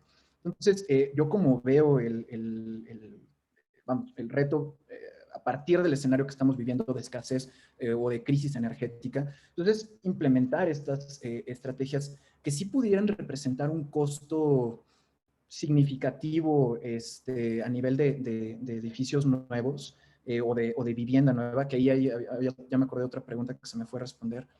Sí podría representar este costo adicional, pero que al final pues tiene implicaciones y beneficios significativos durante pues, el ciclo de vida, ¿no? Que de nuevo, pues este ciclo de vida no se concentra únicamente en los 2, 3, 4, 10 años que dura el diseño y construcción de un edificio. O sea, al final se va replicando y va creciendo durante toda la operación del mismo, ¿no? Y bueno, respecto a y aquí se me barrió, había la pregunta de donde mencionaba este antecedente Brian Edwards sobre el recurso, que representa, la construcción representa el 50% de consumo de los recursos. Si me puede repetir la pregunta, por favor, Armando. No la tengo aquí a la mano, pero nos decía Okay. de que no era sostenible a final de cuentas la actividad de la construcción, ¿no? O sea, claro. por el consumo de materiales. A ver, pero aquí yo creo que sí es importante porque es la falta de información. O sea, yo creo que hay información que seguramente tú como consultor en este tipo de elementos sí debes de tener, ¿no? Que son Claro. puedes calcular el consumo energético del edificio, puedes calcular cuánto el asoleamiento, cuánto va a ganar en energía, cuánta energía puede recuperarse, cuántos paneles solares necesitas instalar, cuánto vas a recuperar de lluvia, cuánto necesitas reinfiltrar, la capacidad del suelo, o sea, la pérdida de temperatura en climas mucho más fríos, cuánto se pierde de temperatura de un edificio si fuera solo de cristal, por ejemplo, etcétera, ¿no? Eso yo creo que sí. Pero yo lo que me gustaría relacionar es la pregunta con la que hizo el arquitecto Aldo Padilla, era de, al final de cuentas, la información quizá, no sé si esté en cuánto el impacto en la huella de carbono que tiene la producción de grava o la producción de cemento, o cuánto la huella de carbono que tiene la producción de concreto y el traerlo en pipas y ollas de concreto a la construcción. Lo mismo que decías el PVC, por ejemplo, nos dice el PVC es cancerígeno, ya no se usa, ya no pasa en algunas de estas certificaciones europeas o en otros lados. ¿Qué material usamos en vez de PVC, que es el más común en México para instalaciones sanitarias e incluso a veces hidráulicas? Yo creo que algunas recomendaciones así con los estudiantes para que lo podamos, digamos, esto, además de que sembrarles la inquietud de que se metan a esta cuestión de arquitectura y energía en los edificios, ¿cómo lo reducimos? ¿No? O sea, ¿cómo empiecen a tener estrategias? Samuel. Me quedó una idea muy importante. Mira, en los ejemplos que diste, hablaste de un edificio en el volcán La Malinche, debe ser un frío significativo, y dijiste que lograron reducir la necesidad de calefacción. De hecho, pues antes vivían detrás de muros de piedra y con chimeneas, entonces, pues sí, calefacción con circulación forzada de aire no existía. Pero ahí me queda una cuestión que también la mencionó algún estudiante. Nuestro reto es un edificio alto. No muy alto, pero sí algo. 27 niveles, centro histórico, un punto dominante de la Ciudad de México. Estos edificios normalmente están sellados y es pues, también por razón de la velocidad del aire y las molestias que podría provocar esta circulación a esas alturas. Bajo este supuesto de un edificio de este tipo, puede lograrse la eliminación del aire acondicionado. Yo en lo personal lo considero bastante difícil, incluso es una plática que hemos tenido continuamente pues, en taller híbrido. Y bueno, respondo esta porque es un poco menos extensa la respuesta. Sí lo veo complicado, sobre todo por cómo funcionan las oficinas, ¿no? Digamos, en el esquema tradicional, o sea, esto sin considerar que pudiera suceder post-COVID, ¿no?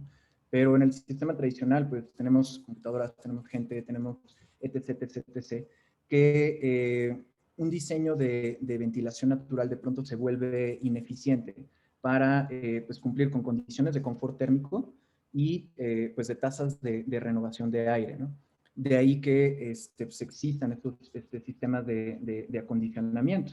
Digo, el acrónimo en inglés es HVAC, que pues, engloba todo lo que representa el sistema de ventilación, calefacción, enfriamiento, etc., ¿no? Entonces, sí creo que son necesarios en estos edificios de gran altura. Y definitivamente existen sistemas que permiten minimizar considerablemente el consumo energético, ¿no? Pero digo, y esto lo planteo desde un punto muy personal, creo que más allá digo, que entiendo que sí es el objeto de este proyecto, pero más allá que pensar en irnos completamente hacia una cuestión de ventilación natural en un edificio de alta altura o de gran altura, creo que tenemos que considerar pues las externalidades que se presentan como parte del diseño de un edificio, ¿no? O sea, de dónde proviene la energía que estamos utilizando para operar el edificio, de dónde proviene el agua que estamos utilizando, cuáles son los materiales que van a componer pues los aspectos físicos del mismo. De qué manera estamos beneficiando a los ocupantes, ¿no? Lo mencionaba hace un momento, ¿no? Ustedes con el tema del medio ambiente digno. Algo que a mí me resulta muy interesante de lo que sucede actualmente con el coronavirus, o bueno, durante la época de confinamiento, es que nos estamos dando cuenta de la importancia que tienen ciertos aspectos en el espacio interior. Entre ellos, contar con una iluminación natural adecuada, tener espacios de vegetación, por ejemplo, o espacios abiertos a los cuales podamos salir a tomar el aire fresco, ¿no? Contar con una ventilación adecuada y en general, pues, tener espacios dignos, ¿no? Habitables. Entonces, yo creo que deberíamos enfocar el diseño de nuestros edificios más hacia esas cuestiones que a un tema de podríamos nosotros o no operar con aire acondicionado, ¿no? Y digo, lo resalto porque es una discusión constante de mi lado como consultor cuando se conversa con diseñadores o con arquitectos, ¿no? que tienen un enfoque hacia el diseño, ¿no? Creo que siempre en la carrera nos enseñaron justo lo que mencionaba el doctor Armando al inicio, ¿no? Si estás en una orientación norte, pues vas a tener mucho sol, busca los vientos dominantes, busca ventilación cruzada, etc., etc. Y una vez que entramos ya al campo profesional, bueno, esto me pasó a mí en lo personal, nos damos cuenta que realmente es mucho más complejo que una receta, ¿no? de cocina, y requiere de un análisis mucho más a detalle de cómo se componen los edificios para que pues podamos pues mejorar, optimizar el entorno construido, ¿no? Y bueno, y regresándome un poco al tema de las estrategias, bueno, en cuanto a recursos, pues, por ejemplo, voy a irme un poco atrás, ¿no? En la pregunta que hacía el doctor Armando respecto al envolvente. De entrada, lo que se realizó en ese proyecto fue primero analizar el impacto del clima en el edificio, y una vez entendiendo el impacto del clima, cuáles eran las temperaturas, cuál era el comportamiento de la humedad relativa, de qué manera afectaba el asoleamiento a cada una de los elementos de la fachada, porque no se analizaron, digamos que por orientación, sino se llegó a un análisis a detalle de cada elemento que componía la fachada. Es decir, pues los vidrios, dependiendo de la altura del edificio, o dentro de las mismas orientaciones, pues cómo iba cambiando dependiendo de la altura de cada uno de los niveles, el impacto que tenía radiación solar, ventilación, etcétera, en el edificio, ¿no?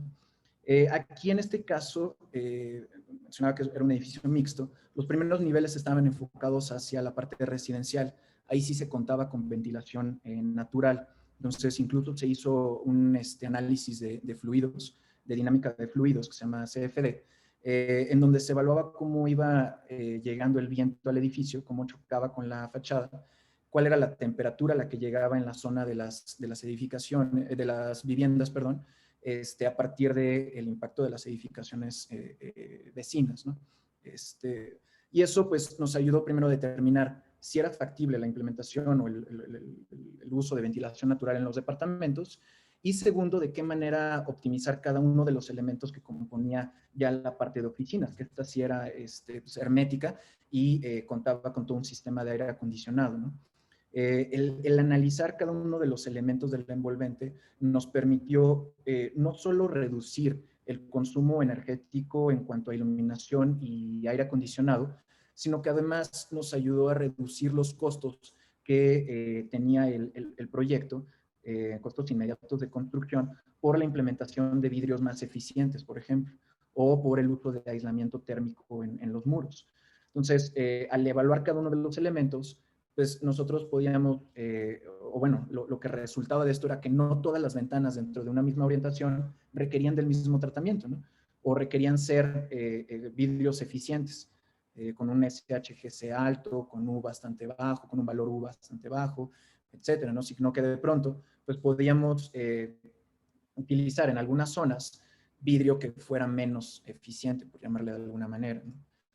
Ahora, en cuanto al tema de recursos, pues bueno, hay diversas estrategias que se pueden implementar a nivel de diseño para pues un poco abatir el cómo está impactando la construcción en el planeta, ¿no? A nivel de recursos en el planeta.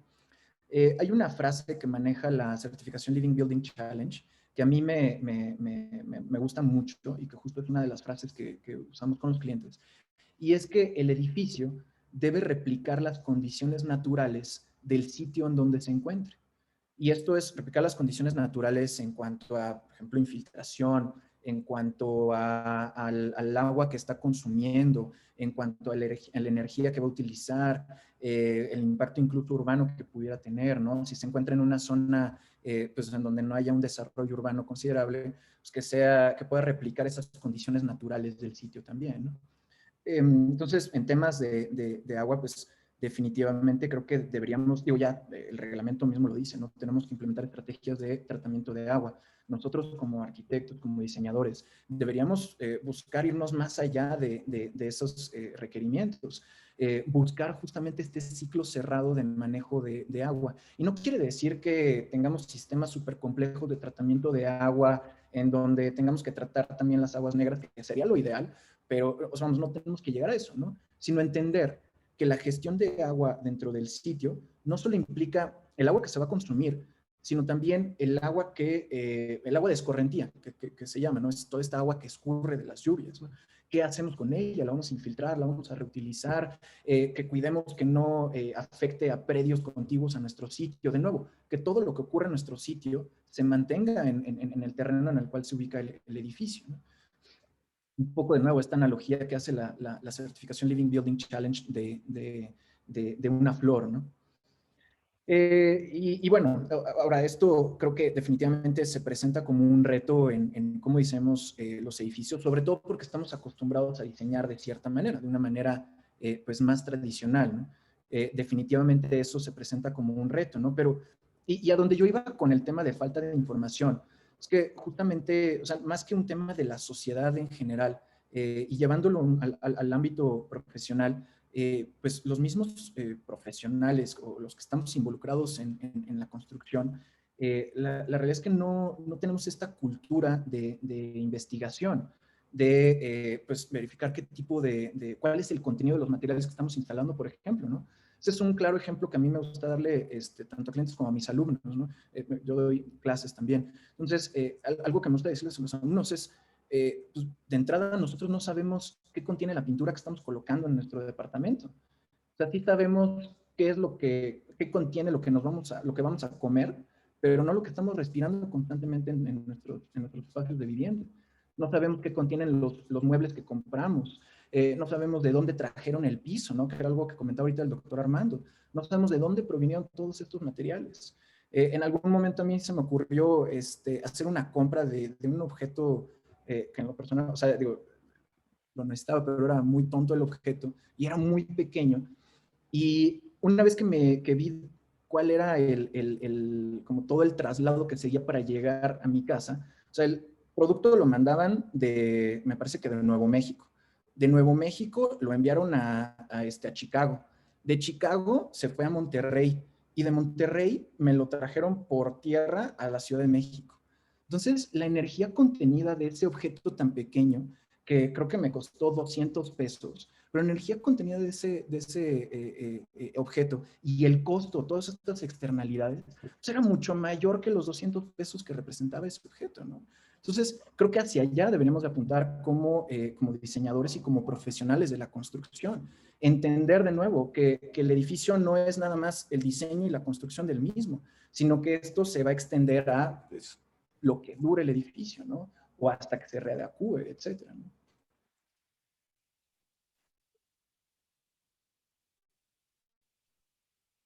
Pues no, yo creo que nos dejas como muchas inquietudes. En realidad algunas de las preguntas mías fueron más como una provocación para generar la discusión y la discusión con los estudiantes. Ahí me quedo pensando en algo. Sí. Por ejemplo, un arquitecto que haga diseño de interiores le parece una solución muy simple por razones térmicas, acústicas y de costo, ponerle alfombra a un espacio de oficinas y pone 300, 400 metros de alfombra.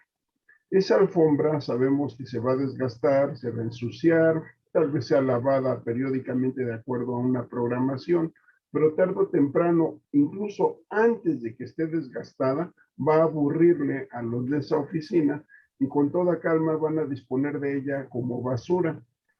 ¿Qué va a hacer de esa oficina, de esos 600 metros o 300 metros de alfombra en el medio ambiente? Va a ser un daño que se va a estar generando sencillamente por no haber hecho una reflexión sobre que puede haber decisiones mucho más razonables que poner alfombra. Ahí es donde yo hablo de la durabilidad, no es solamente de pensar que el edificio sea un monumento, que lo declaren indestructible y le forcen a nuevos usos, sino decisiones tan simples como pongo o no pongo alfombra. Y estas son cosas en las que uno como profesional del diseño está permanentemente involucrado. Tiene una pregunta, coincido completamente contigo, pero por ejemplo, Jorge nos dijo algo bien interesante. Desde la zonificación en altura del edificio, depende ya de cuestiones, digamos, por ejemplo, en este que dices del edificio multifuncional, se decidió poner las viviendas en la zonificación en la parte baja del edificio para que éstas pudieran tener ventilación natural y no estuvieras en el piso 25 y ahí abrieras la ventana y ¡pum! Te vuela a un niño, ¿no? Sino que aquí tienes las ventanas en la parte baja, con cierto confort climático, a la altura de la copa de los árboles, ¿no? O sea, hay otra serie de elementos que te permiten desde la zonificación ir pensando en estas cuestiones. Kenia, por favor. Sí, gracias. Yo tenía más como una pregunta de opinión, por así decirlo.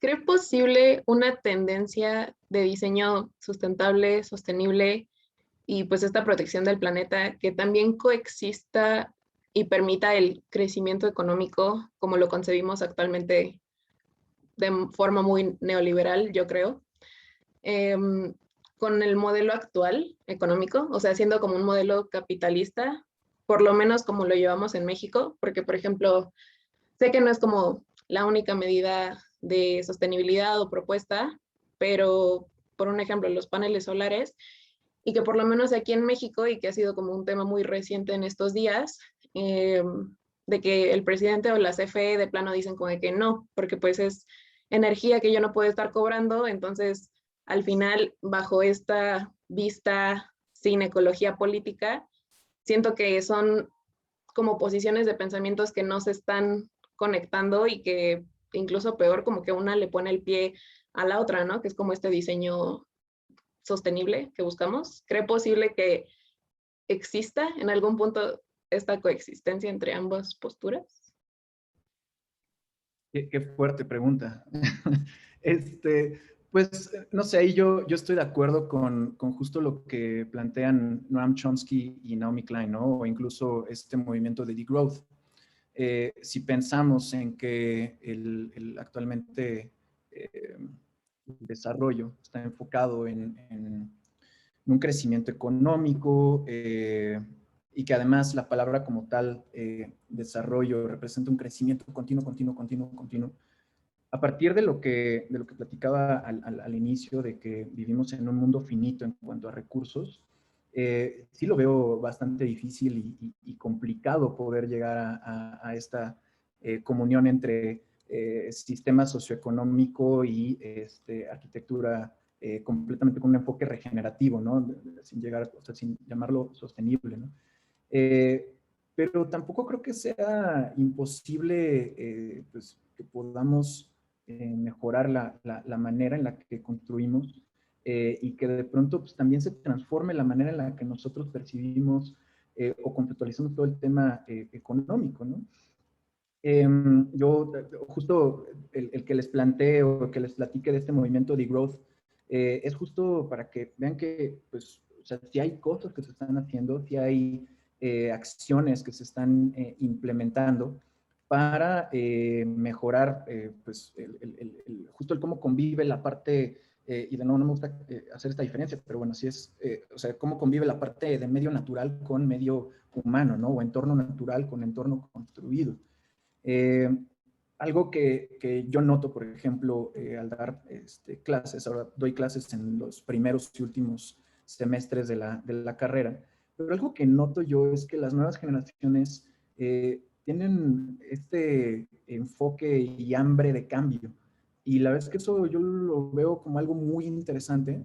Creo que sí puede ser un parteaguas pues de muchas acciones que puedan mejorar el planeta, que mejoren la manera en las dinámicas sociales que llevamos, ¿no?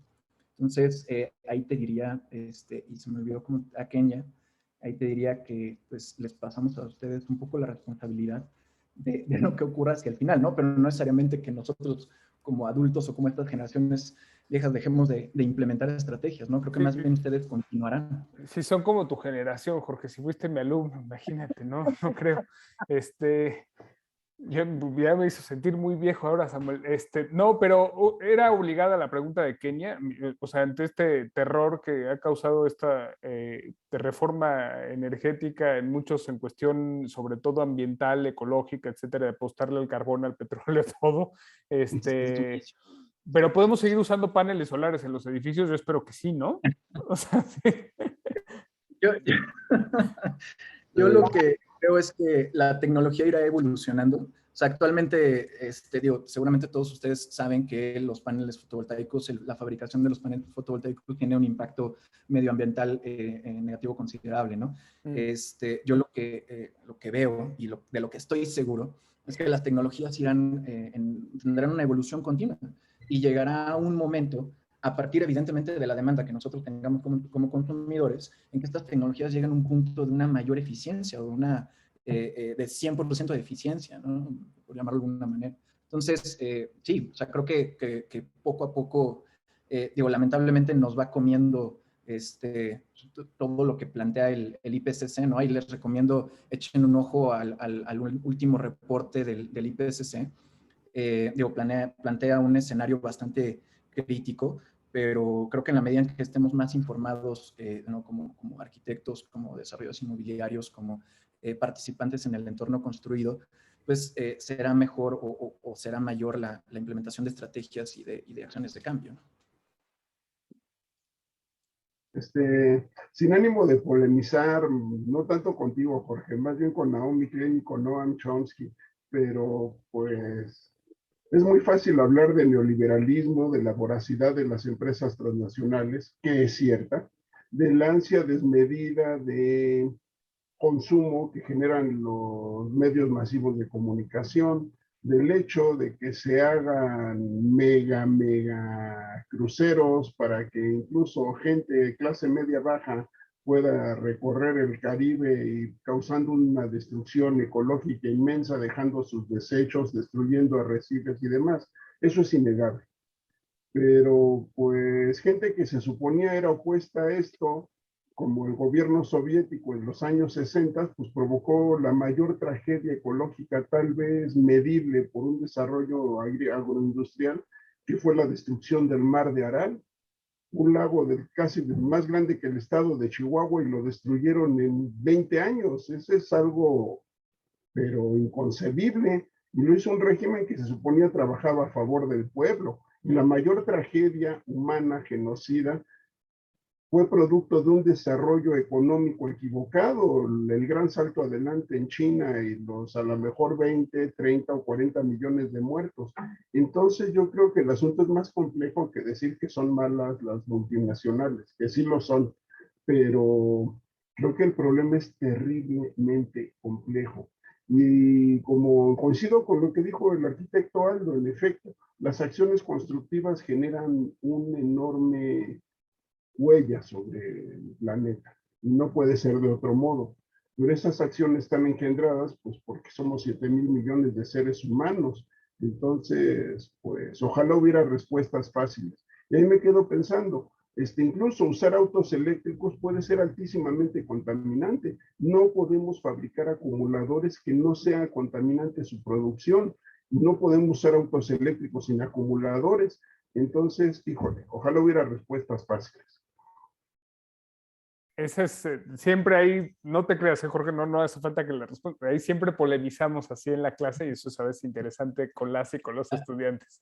Entonces, me encanta eso, a mí me encanta. bueno. Yo nomás me gustaría decir ahí algo respecto a lo que comentó. Y aprovecha, porque si no nos vamos a extender demasiado, ya abusamos de tu tiempo, pero si quieres cierra con tu reflexión final y para que podamos darte aquí el agradecimiento aquí por parte de la jefatura de carrera por esta charla. Gracias, doctor Armando.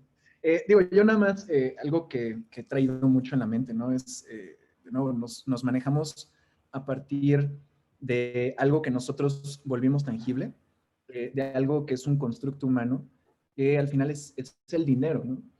O sea, el dinero es algo que nosotros generamos de la nada y al final es algo que se ha vuelto el motor de las decisiones que se toman, ¿no?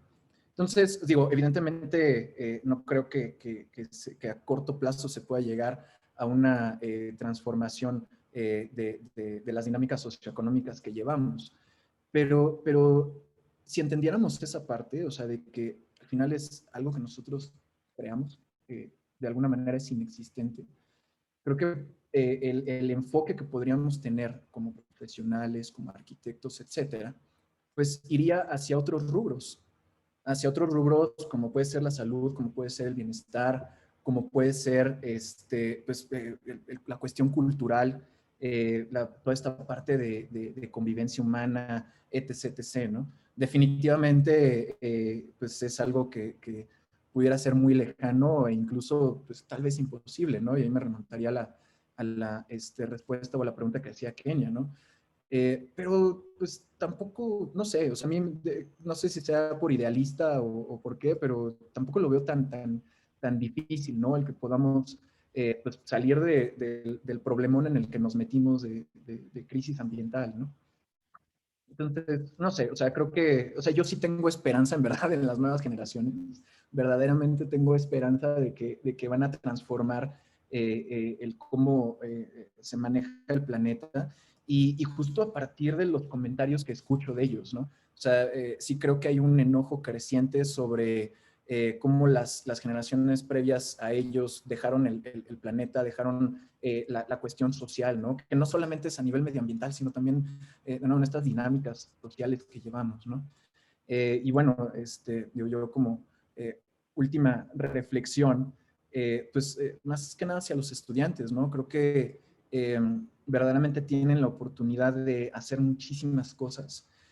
Yo mi recomendación para ustedes sería que se involucren desde ahorita, no solamente a partir de este proyecto, sino en general en todo lo que vayan llevando como sostenibilidad, bueno, en general más bien de la parte de arquitectura.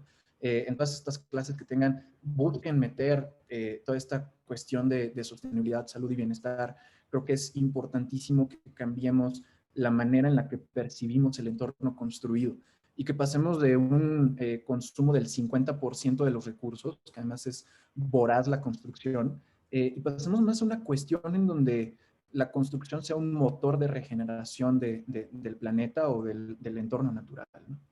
Y bueno, nuevamente agradecerles por la invitación y agradecerles a los alumnos por su asistencia. No, Por el muchas tiempo. gracias, Jorge. Daniel, si puedes proyectar el reconocimiento, te va a dar un reconocimiento de la jefatura de carrera, te lo haremos llegar electrónicamente. Un comentario final, por ahí nos dice Víctor, dice, hablando de la huella que deja cualquier obra en cuanto a la siembra de madera y todo lo que implica, ¿qué opciones alternativas conoces que no sean metálicas a las siembras? Luego lo vemos y prometemos que te mandamos la respuesta y una frase de una de las compañeras de la clase, Salma, que nos dice, sustentabilidad y ecología sin conciencia política son clases de jardinería. Sonó muy pegadora la frase, está muy bonita. Ahora llévate esa frase que está bien, yo la comparto, pero llévate esa frase de recuerdo. Estoy seguro que la compartes. Bueno, entonces, Roberto, por favor. Muchas gracias. Pues felicidades a todos, felicidades a nuestro invitado, muchas gracias. Sabíamos que su plática iba a ser interesante, muy importante. Realmente creo que nosotros como arquitectos lo que tenemos que hacer es generar propuestas de diseño, en este caso, de diseño, que eviten lo mayor posible problemas al medio ambiente, que aprovechemos las energías que no van a contaminar, que no son contaminantes, ¿sí? Y como personas que educamos a la sociedad, aplicarlas en nuestros proyectos, ¿no? Si los paneles solares nos ayudan, hay que contemplarlos, hay que aplicarlos, entre otras cosas, ¿no? Ya como las orientaciones excelentes en los proyectos. En fin, bien, la universidad, hagamos entrega de la constancia.